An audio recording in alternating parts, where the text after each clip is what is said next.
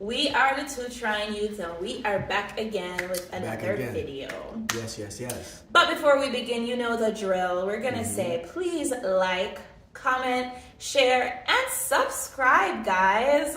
Turn on that notification bell so you will never miss a video. So you will never. You don't want to miss it. You don't want to miss it. You don't want to miss nothing. We come in with that new, something you ain't never heard before. So please do everything she said. Yes, sir. And without a further ado, is it that? Nevertheless, we progress. I like that. We digress. No, digress means to depart from. So progress means to keep going. Okay, so I'm digressing from what you said. That's right. All right. There we go. And progressing to what I need to say.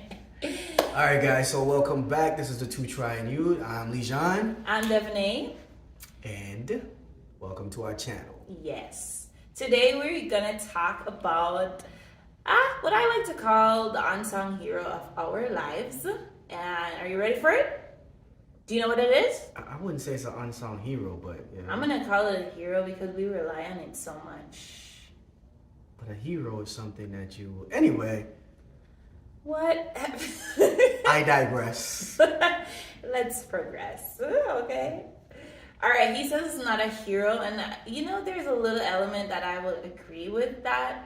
But I was just thinking that because so many of us do it and we rely on it to, even get through. It's like a little crutch. All right, then. That's what it is. It's a crutch. It's a crutch. Yeah. It's Here an unsung crutch. There we go. Unsung crutch.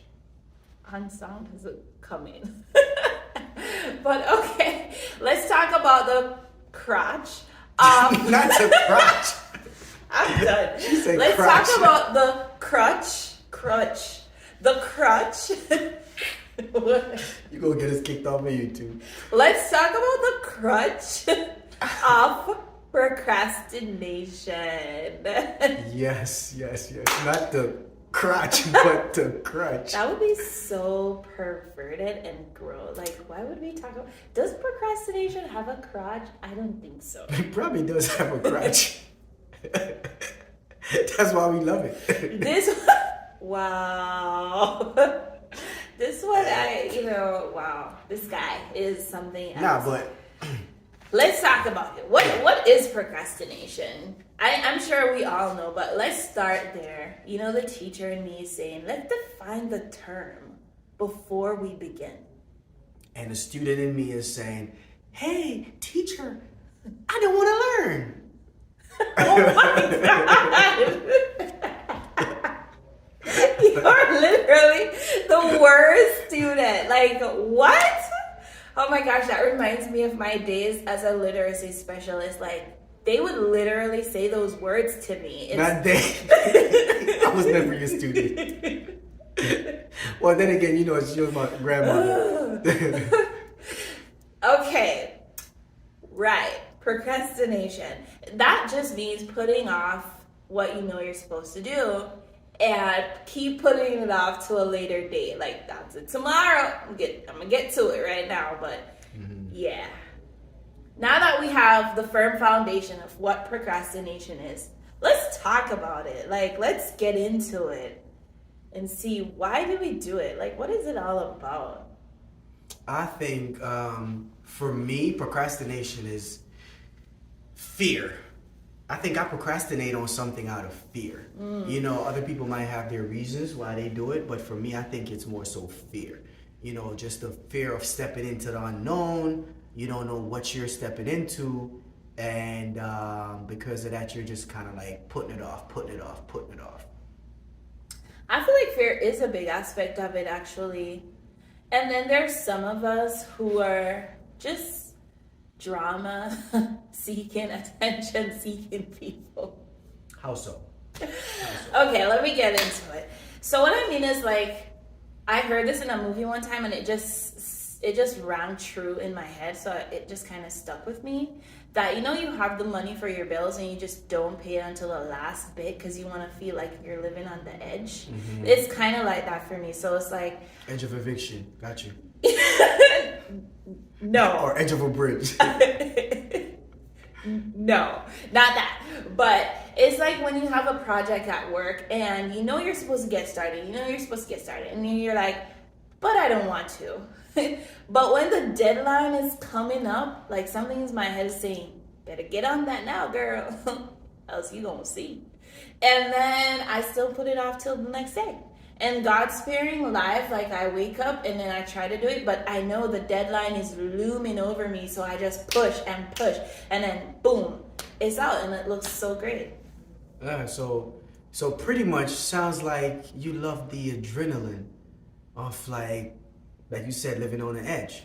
Yeah, it's not good. I should probably, talk to someone, but I think that's the case for that's also a part of it as well for a lot of us.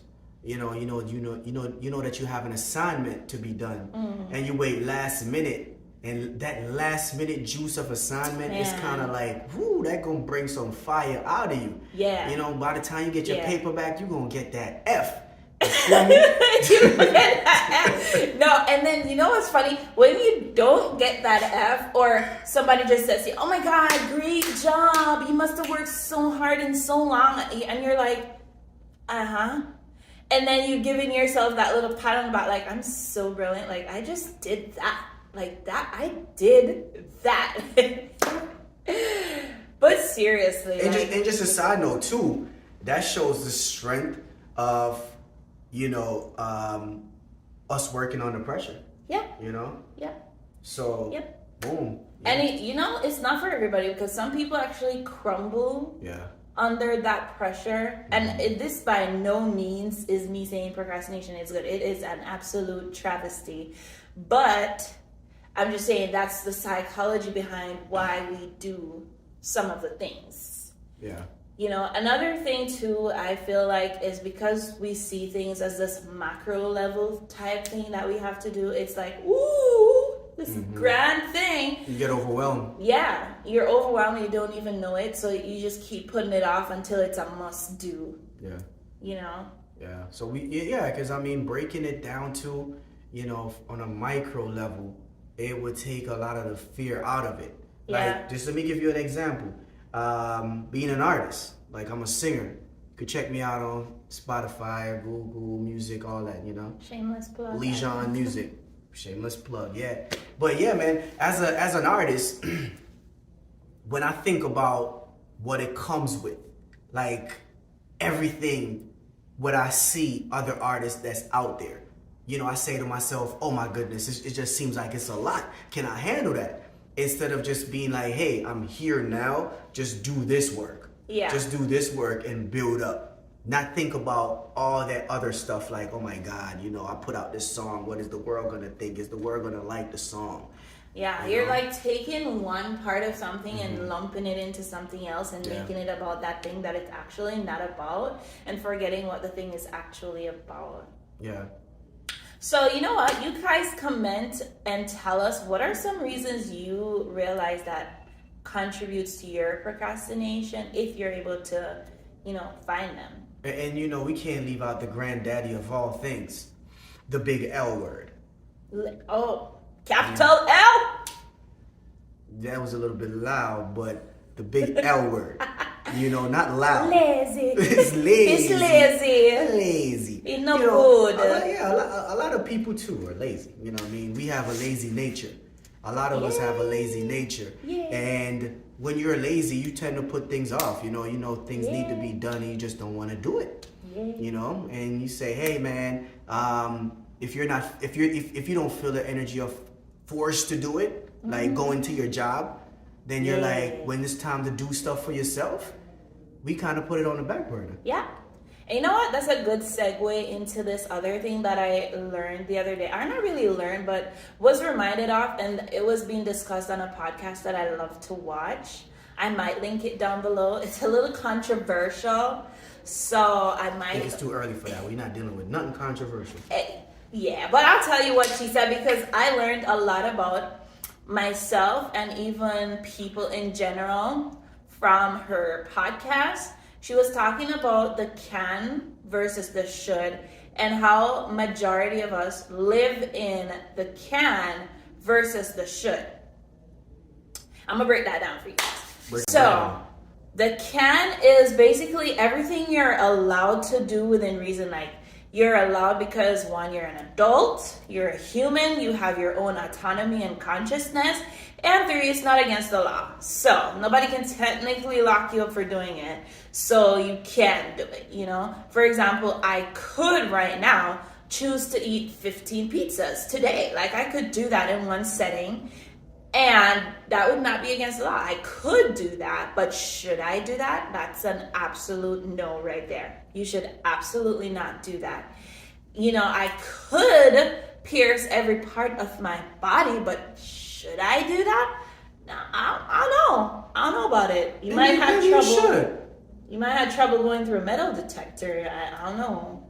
It's probably a lot more annoying than it seems. Yeah. But point in case that you can do that, but you probably shouldn't. I don't think you should. You probably should not do that. But what it is that a lot of us live in the, I can do this. I can sleep in today. I can just not get out of bed. I can eat 2 chocolate bars today. I can overeat, you know, and so I can decide that I'm not going to work out, and I could go on and on and on. And we do that, and then we ignore the things we should do. Mm-hmm. And then we get upset or messed up that our life turns out this way, when in truth, it's you did that. Yeah, and it goes back to our first video, you know, our intro video about lines that you have to cross, you know, lines and boundaries that you have to have in your life. You know, those I can't think of any bright or, you know, words right now, but those lines, those invisible lines, you know, you know that, yeah, you can do whatever because God gave us free will, but you have to have lines. You know what I'm saying? So yeah, I can sleep in all day, but what is that gonna get me? You know, I can eat 10 boxes of pizza if it's possible for. It's not possible for me, but you know what I'm saying? Because I don't eat like that, but I can eat 10 boxes of pizza. But what is that gonna do for me? You know what I mean? So it's like, yeah, the can and the should. Yeah, we can do this, but what should be done? Should we do that? Yeah, I can sleep in all day, but realistically, I should get my ass up and go put some work in. You know what I mean? Whether it's a work on my mind or work on my body. Yeah. Yeah. So now that we've explored like what it is, why we do it, let's talk about some ways to overcome that, or some strategies that we could implement in order for it not to be such a crutch. I would say one thing I'm learning is goal setting. You know, setting. I ran across something that said set daily goals.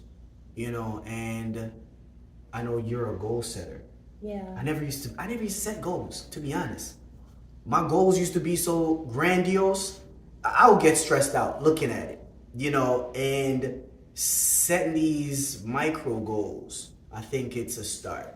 You know, whether it's daily. Forget that futuristic, you know, you're going to have your futuristic goal in the back of your mind or written down somewhere, but I feel like setting daily goals for yourself is a start. I like that. You know, I'm going to take it one step further and say that you want to create SMART goals. This is something like I used to teach all the time. And it's really important because you know what we do as people, we just say something out loud and we say that's a goal right there. And it really isn't until it becomes something that is actionable and something that is measurable and something that will, you know, push you into action. So I guess that's still actionable.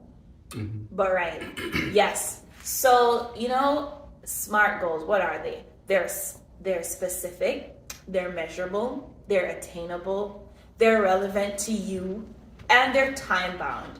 And we could go into that, but I think we'll leave that for another video. And if you want to check that out, you can. Yeah, if you want to have, you know, she's really good with goals, setting goals and all that good stuff, you know. So yeah, feel free to hit her up. Definitely. And I might make what do you call those things? I might make a template and put it in the description box, free for you guys. And hold her to it. So yes, please. So she don't procrastinate. Comment my comments and remind me to do that. And actually, that's gonna jump into number 2 that can help you to not procrastinate is find someone to hold you accountable. Accountability partner. That's right. That's right. You know, and please do yourself a favor and don't get someone that's gonna say it's okay, it's all right. Give It's yourself. not okay. It's not all right. It certainly is not. Like, it 100% is not. You don't want someone that's gonna push you down when you're already down, but you want someone that's gonna inspire you to action. You know what I mean? Like, this guy is so annoying. Like, if I sorry, if I say to him like, "What? Please don't let me eat bread." She ain't eating no bread. Oh my God. He will drive me loco just trying to be accountable to that. Yeah, but 'cause- at least I won't be eating bread Yeah. because I'm going to feel away like when he starts giving me the eye or starts saying, but you said, you know, that's not cool either. And recently I had my aunt also as an accountability partner for me going to the gym. And I don't know about you, but when somebody's going to ask me if I did something, I actually want to have an answer for them that is positive. So I actually want to say, yeah, I did do that, you know? Because I'll feel like a bum. Oh yeah, you definitely accountability partner is good. Like growing up, I wish I had an accountability partner, and one could say, "What about your parents?" But you know how it is. You know, in this day and age, parents are so damn busy, just trying to make ends meet. But that's why, like, anybody who want me to be accountability partner, i.e. her. That's why I go so hard. That's why I'm like, if you don't want to eat bread and you ask me to not let you eat bread, I'm going to be the bread not eating police. You feel me? He means because that. I know that if I had that in my life growing up, I would probably be way more amazing than I am right now. Like, for real. So yeah, having an accountability partner is good. Not having a sob partner, but an accountability partner. Not someone to be like, girl, you know, it's Friday. Let's eat some bread. Yeah. You know what I watched the other day that was so sad? I watched this show called My 600-Pound Life. And it was a mother and a daughter who had the same problem. And you would think that because they had the same problem, they would, you know, make each other like accountable to their diet and their weight loss that they were on. But it actually turned out to be the complete opposite. Like, the mom was trying so hard and she was hitting those goals. And then the daughter would pout and drag her mom out of the goals. And I said to myself, oh, Lord, have mercy. That is so sad. So you definitely don't want somebody that's gonna cuddle you and just, you know, drag out your energy, but just get someone that's gonna help fuel the fire that's in you. Yeah, almost like a mentor, because that situation that you just explained, when you really think about it, it doesn't even make sense. It's like two alcoholics, right? That's true. It's like two alcoholics trying to recover.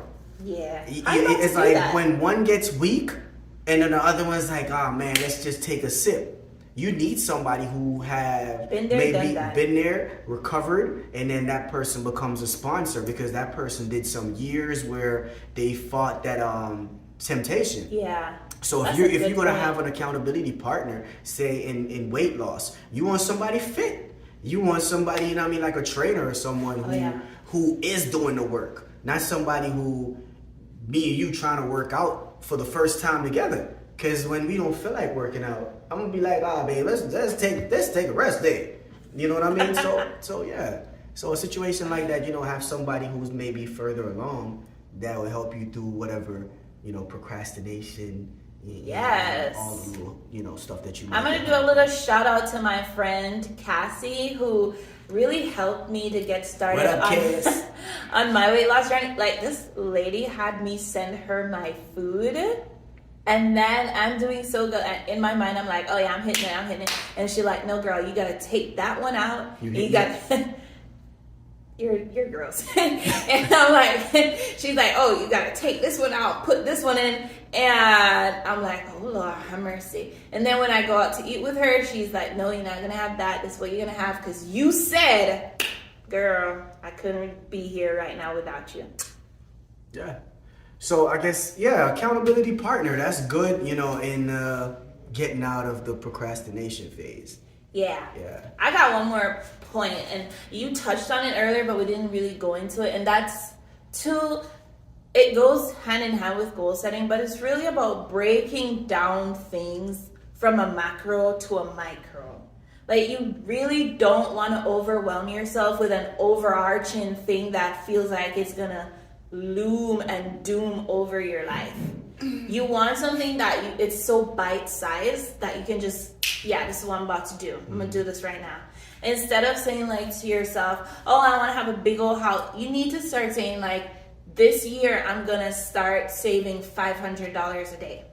Mm-hmm. That's a goal you can actually be doing. That's a micro that you can actually fulfill. And then before you know it, you'll have enough for a down payment. Mm-hmm. You see what I mean? Yeah, so you have the big goal, which is the umbrella. Yeah. And then everything under, like all the stems under it. So Yes. yeah, you want to get a house. Yeah. You know, so don't focus on the house, just the house getting. Mm-hmm. Like, oh my God, I want a 4-bedroom house, but all these houses are so expensive. Okay, you want a house, you know what the house is. Want a 3-bedroom, whatever. And then at that point you start knowing that, okay, the down payment is this amount. And then you break that down even further. Mm-hmm. How much can I save a month, Yeah. a week, or whatever to Yeah. get to that point? Yeah. Actionable steps, guys. Actionable steps. Mm-hmm. And I feel like with that said, I want to share with you 2 quotes or things that we've been trying to incorporate in our lives.